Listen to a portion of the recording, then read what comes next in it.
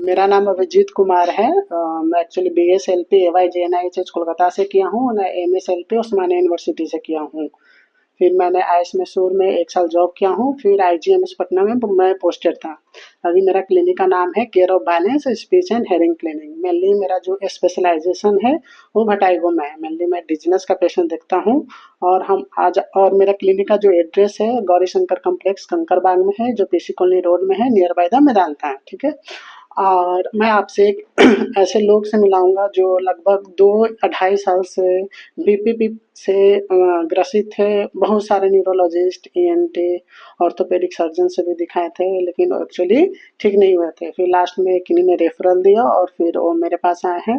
लगभग 3 दिन तक उनको left posterior benign proximal positional vertigo था। उन्होंने 2-3 दिन थेरेपी लिया और अब वो बिल्कुल ठीक है। तो हम उनसे उनसे आपसे मिलाना चाहेंगे और कुछ क्वेश्चन भी उनसे पूछेंगे। जी, मेरा नाम अब्दुल बशीर है और मैं तकरीबन 2 साल से चक्कर मुझे आ रही थी। मैं सही नहीं हो पा रहा था, तो मैं बहुत तरह-तरह के डॉक्टर को मैंने दिखाया, जैसे कार्डियोलॉजिस्ट हो गया, ऑर्थोपेडिक हो गया, न्यूरोलॉजिस्ट हो गया और दवाई भी बहुत लंबे-लंबे टाइम तक खाई है, लेकिन कोई उसमें सॉल्यूशन नहीं दिख रहा था। फिर मैंने नवनीत मुकुल जो डॉक्टर हैं, उनको मैंने दिखाया और फिर मैं यहाँ आया हूँ। ठीक है, उन्होंने यहाँ रिफ़र किया था और यहाँ आकर के मैंने जो एक्सरसाइज़ वाली जो थेरेपी थी वो हुई है मेरी और उससे मुझे बहुत ज़्यादा राहत है और अब मेरा चक्कर जो है वो ख़त्म हो गया है। अब मुझे चक्कर नहीं आ रहा है। आपको जब फर्स्ट टाइम, दोनों को ज़ूम करो, जब आपको फर्स्ट टाइम जब चक्कर आया था तो आपको क्या लगा था कि किस डॉक्टर से दिखाना चाहिए? अ, असल में मुझे पता नहीं चल पा रहा था कि प्रॉब्लम जो है चक्कर की थी, लेकिन मुझे पेन भी हो रहा था, पीछे में भी मेरे पेन था, तो मुझे समझ में नहीं आ रहा था। तो इसीलिए मैं डॉक्टर बहुत ज़्यादा बदल रहा तो था। तो पहले मुझे सबसे पहले किस कंसल्टेंट से आप मिले? सबसे पहले मैं मिला था बट न्यूरोलॉजिस्ट से मैं मिला था और उनकी फिर दवाई चली, तो उसके बाद फिर मैं फिजिशियन से मिला। फिजिशियन को मैंने दिखाया, फिजिशियन से जब नहीं ठीक हुआ तो मैं ऑर्थोपेडिक के पास भी गया था क्योंकि मुझे बोन में भी दर्द था। ठीक है, तो वहाँ पे भी सही नहीं हुआ। फिर मैं लास्टली मैं ENT डॉक्टर जो हैं, डॉक्टर नवनीत मुकुल, फिर उनके पास मैंने दिखाया और उन्होंने यहाँ का एड्रेस दिया, यहाँ रेफर किया। ठीक है, कुछ ऐसा सिम्पटम बता देंगे क्या कि जैसे आपको जो चक्कर आती थी, कब आती थी? जैसे जब बेड पे लेटते थे, सर झुकाते थे? मुझे जो अपने सिम्पटम के बारे में बताइए, जी, कैसे मुझे जो आती थी? चक्कर आती थी वो बहुत अलग-अलग टाइप से आती थी। जैसे बेड पे करवट बदलते टाइम बहुत ज़्यादा आती थी और झुकते थे तो आती थी और किसी चीज़ पे फ़ोकस करते थे लंबे टाइम के लिए तो आती थी। झुकते थे तो चक्कर जी, आती थी। झुकते थे कितने देर तो तक आती आती थी थी। चक्कर वो? जब ये कुछ सेकंड के लिए रहती थी, लेकिन बहुत ज़बरदस्त रहती थी बहुत चक्कर। झटके वाली बहुत आती झटके वाली आती थी। थी। जी।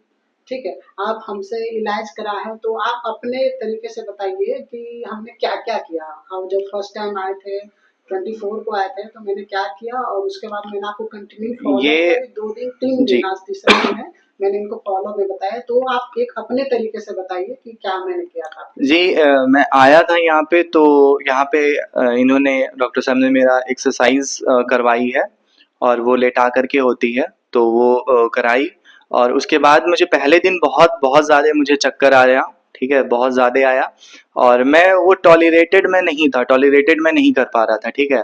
उसके बाद फिर वो जब हो गया, ओवर हो गया, फिर दूसरे दिन आया तो फिर उससे कम हुआ, तो 50% हुआ। उसके बाद में थर्ड डे आया तो हुआ ही नहीं, मतलब कि वो जो 50% आ रहा था वो भी अब खत्म हो गया, तो अब मैं पूरे तरीके से अपने आप को अभी स्वस्थ महसूस कर अभी पा रहा कुछ हूँ। ऐसा प्रिकॉशन मेंटेन करने के लिए कुछ बोला गया है क्या? हाँ, अभी प्रिकॉशन जो है वो कुछ-कुछ उसमें लिखा हुआ था, जैसे जो बेड पे है वो किस तरीके से सोना है और गर्दन को किस तरीके से रखना है, ये सब प्रिकॉशन है, क्या करना है, क्या नहीं करना है, ये कुछ प्रिकॉशंस बताई गई है अभी। अभी 7 दिनों तक ये प्रिकॉशन मेरी चलती रहेगी, आज तो थर्ड डे हो गया है, तो 3-4 दिनों तक और चलती रहेगी। ठीक है, आपका आपका फीडबैक के लिए बहुत-बहुत धन्यवाद है। एक्चुअली इनका फर्स्ट डे जब ये आए थे तो इसको हम लोग बोलते हैं सब्जेक्टिव वेस्टिबुलर असेसमेंट टेस्ट। जिसमें न्यूरोलॉजिकल टेस्ट भी करते हैं। न्यूरोलॉजिकल वो सब्जेक्टिव बेस पे होता है, स्क्रीनिंग टेस्ट होता है। उसके बाद हमने कुछ पोजिशनल टेस्ट करते हैं, ठीक। फिर वेस्टिबुलर नर्व को एसेस करते हैं, ऑप्टिक नर्व को भी एसेस करते हैं कि कहीं वो चक्कर आई से तो नहीं आ रही, आई की मसल्स, ऑकुलर जो मसल्स है उससे तो नहीं आ रही है।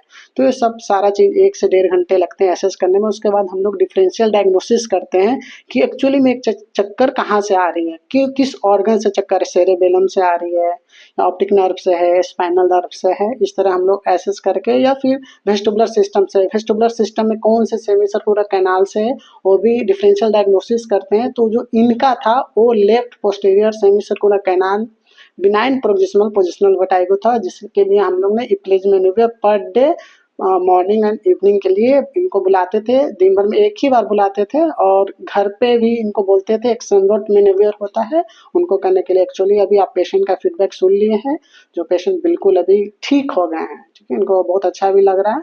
Thank you.